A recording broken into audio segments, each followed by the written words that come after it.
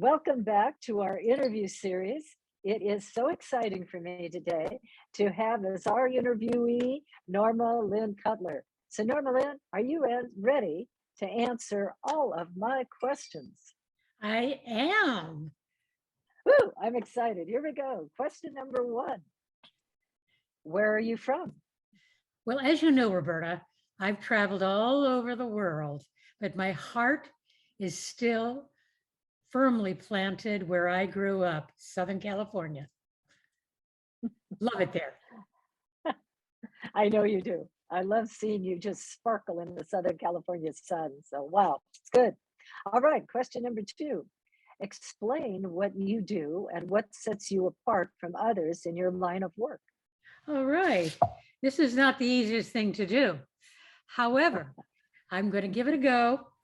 I'm head of now a virtual group of creatives that do everything in branding from logos to collateral material to social media to signature events and things you can't even imagine. But what makes us different? And this will not be surprising to anyone watching this who actually knows me, is we are not afraid to be counterintuitive. What that means is that where a lot of people who do what we do listen to the client and spoon feed them back what they've asked for, we actually assess what their goals and objectives are and try to take them down a path that's going to get them where they want to go, even if it's not the way the client originally envisioned it. So it's a little bit more complicated, but great results, better results. Wow. And I know you do that so well.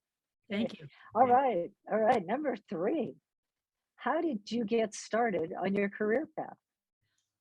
Very peculiarly, actually. The last thing I had done in school was be a writer for the Daily Trojan. And I was doing something totally unrelated to that, answered an ad that asked for a feature editor for a magazine, which I'd never done, and thought, well, it's worth trying.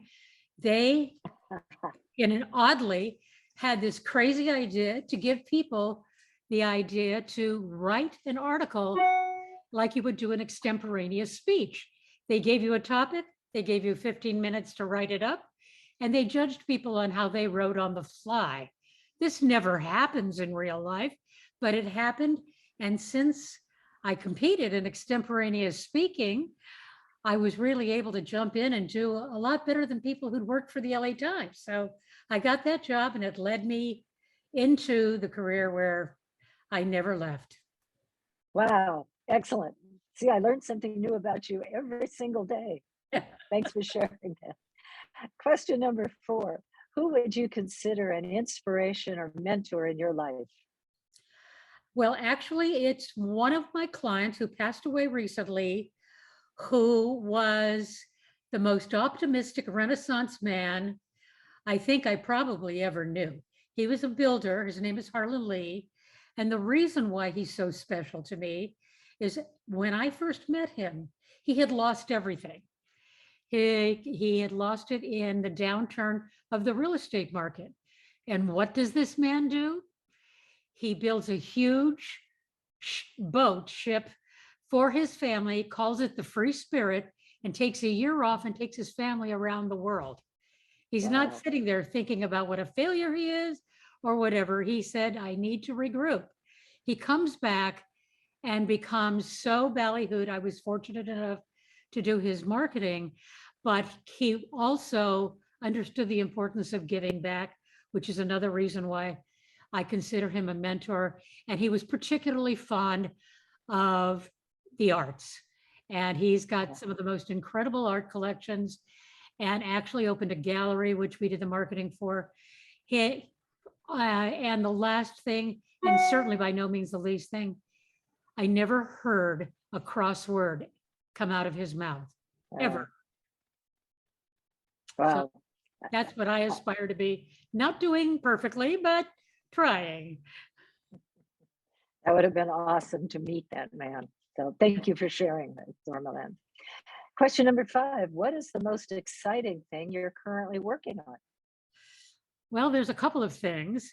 One, I guess I'd call it professional and personal, Luminex 2.0, which is going to be the second version of this downtown digital art experience where we projected onto building walls that had Yeah. adjacent parking lots. The first time we did it, in one night, we had 24,000 people, all socially distanced, all experiencing magic. And even we were amazed by how well it came off. The city of Los Angeles has actually come up with money, as have several council people and sponsors, to do another one. We're doing it in the fall of this year. We're also getting calls from San Francisco and San Diego and St. Louis to do it in those cities as well. So we've lined up our artists, and now we're getting all the equipment and everything else organized. That's one. The other is that I got a phone call, and I never know what kind of phone call I'm going to get, but this one has asked me to be personally the storyteller for a diplomatic campus in the Middle East. So that means I have to research their political history, because this is where people like at Camp David are going to come and discuss the big issues facing our planet. Wow, what an honor to be asked to do that. Well done, NormaLynn.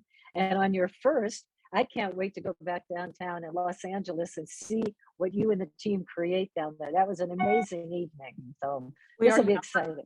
We're bringing a lot of new technologies, augmented reality and holograms, and it's going to be mind-blowing for sure. Woo! Can't wait to have my mind blown. Yay. Thank you, NormaLynn. All right, let's go on to question number 6. What is the best piece of advice you've ever received? Actually, there are 2 pieces that inform my daily routine, and they don't work all the time. I must be, there must be truth in advertising here. The first one is no guts, no glory. That is always present. If you don't take risks, you're not going to get the big payoff. Truer words were never spoken. The second one, which has been harder, especially in the face of COVID, is get up, get dressed, show up, no matter how you feel inside. And some days it's easier than others. But if you don't, put on your clothes, put on your makeup, you're never going to be ready for battle. That's it. Wow. I mean, that's incredible words of wisdom for all of us, NormaLynn. Thanks for sharing that. Oh, okay. Question number 7. What's something you've learned about your business that you think is important for people getting started to know early? What's important? What is important, and you never think of it, well, I certainly didn't, because I started my business at 26 and I had no experience of running or owning a business. I'd only been a worker, bee, or an employee. And that is what's more important than profit is cash flow. And if you're going to start a business, you have got to be ready to survive without any appreciable income for the first year. You have to have a savings, or in my case, you have to have parents that are willing to loan you money, which is terribly embarrassing, because they thought I was crazy anyway for starting my own business. But that having the money that they lent me 6 months in, I was able to make it to 6 months. 6 months in, save the day and set the stage for me to literally make millions of dollars. So do not start a business on a shoestring. You need several shoestrings. Excellent words of wisdom. I can see the shoestrings hanging now. Wow. Well done. And congratulations on your business, NormaLynn. Thank you. Speaking of your business, question number 8, is there anything you would change about or would like to have done differently during your career? This is the question that I spent the most time thinking about when I saw it. It's kind of like, if there anything in your life you would change. And my life has turned out this sounds so self-congratulatory, but it's not. with all of the ups and downs, and there's been plenty of both of them, I don't think the ups would have been as up if I didn't have the downs. The one thing that if I could have managed it, but I don't think it was possible to, is at 26, I didn't have a lot of inner confidence. I had a lot of bravado. So nobody knew that I was quaking in my boots when I was asking to work with people, but I was. And once I really got a sense of, hey, I think I can do this. I'm actually good. People are paying me real money to do this. It really became a lot easier. I just did not start off that way. And had I started that way, maybe other things might have changed down the road. Hard to say, but that would be the only thing that I can think of that I would like to have had to come across earlier in my career. Yeah, excellent. Wow, again, good wisdom for all of us and great wisdom for all of us. All right, question number 9. What is the one thing you look forward to the most after COVID and why? Oh, just being with people. This discussion of other variations and what permutations of COVID, just make me sad. I didn't think it was going to be that big of a deal. I don't think anybody really did. It was like, wow, we're getting kind of like a vacation pass here, get a work out of the house, stay in your bunny slippers.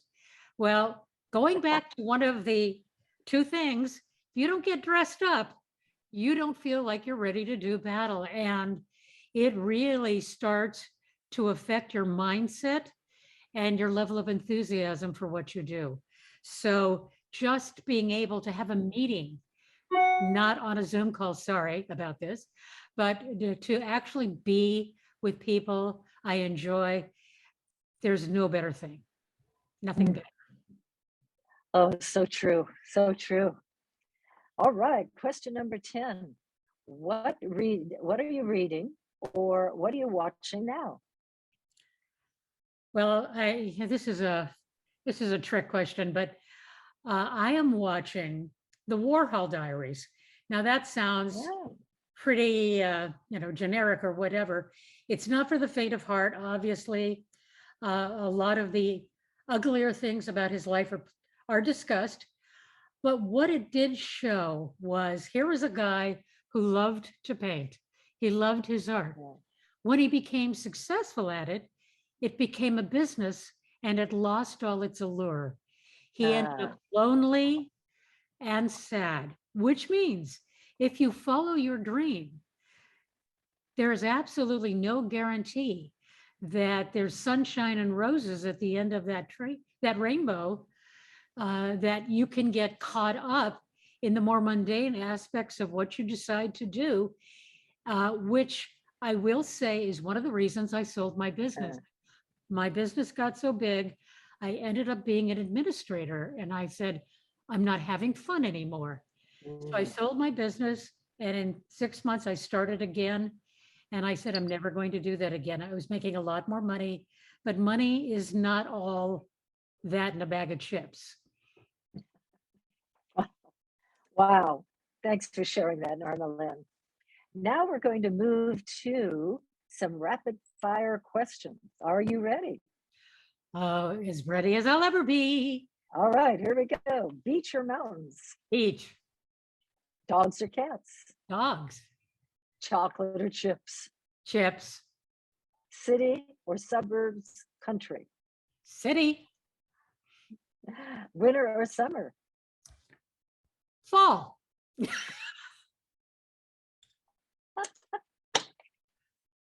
Don't be love it. predictable. Woo! Suits or sweats? Your own style, whatever that is. Finally, home or office? Well, they're kind of the same thing right now, but home, definitely. All right. NormaLynn Cutler, thank you so much for being our interviewee today. It's been a pleasure, and I can't wait for everybody to hear you and especially hear your words of wisdom. Thank you again. Thank you so much, Roberta, for being such a great interviewer. You make me comfortable. Thank